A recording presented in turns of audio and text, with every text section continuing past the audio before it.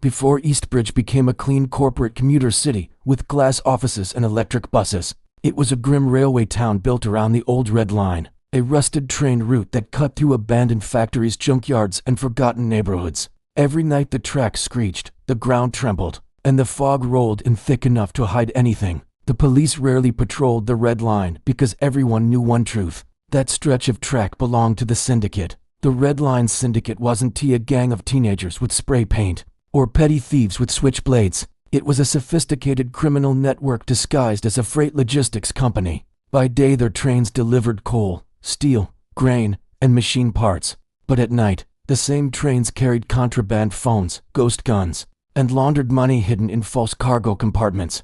The city council quietly ignored it because the Syndicate donated to every election. The police turned their heads because every detective who probed too deeply ended up resigning or disappearing. At the center of the Syndicate stood its reclusive leader, a brilliant strategist named Rowan Vale, a man who rarely appeared in public, who ran everything with cold intellect and zero emotion. Rowan had grown up near the tracks, son of a train conductor killed in a derailment that was never investigated. By age 20 he was already manipulating freight schedules, bribing supervisors, and building alliances with smugglers and hackers. By 30, he ran the entire Red Line. No one questioned him because everything he did was quiet, precise, and profitable. But Rowan had a secret weakness: his younger sister, Maya Vale. While Rowan lived in shadows, Maya was afire, bold, smart, fearless. She despised crime and worked as an EMT. She believed Rowan was just a hard-working logistics manager and never questioned how he afforded their house, their lifestyle,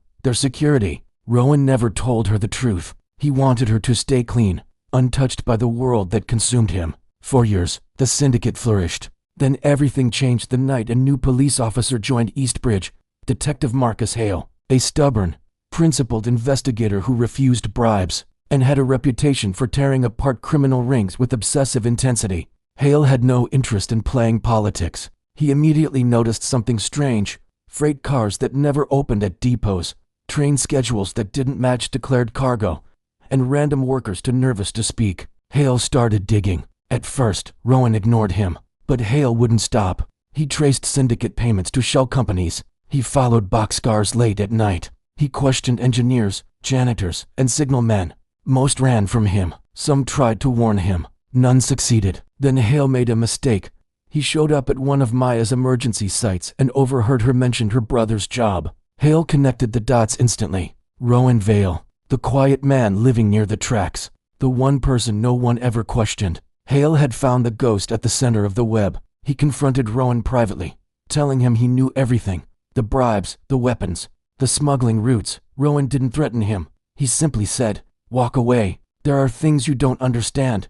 Hale refused. He vowed to expose everything. Rowan could have killed him.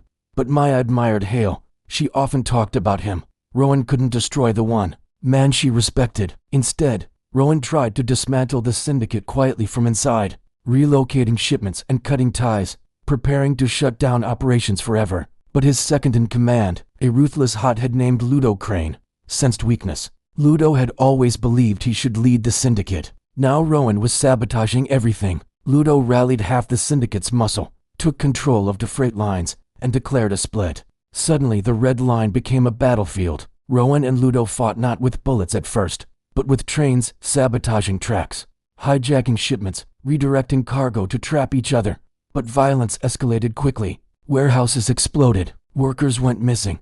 The Red Line screeched louder every night as stolen freight cars collided in fiery crashes that shook the whole district. And in the middle of it all, Maya Vale got caught. Ludo's men kidnapped her during a late-night ambulance shift, leaving her vehicle crashed beside the tracks. A message was carved into the hood: "Choose Rowan." When Rowan arrived at the scene, he fell to his knees. It was the first time anyone had ever seen him break. Detective Hale arrived seconds later. Rowan expected Hale to arrest him. Instead, Hale said, "We get her back, then you answer for everything."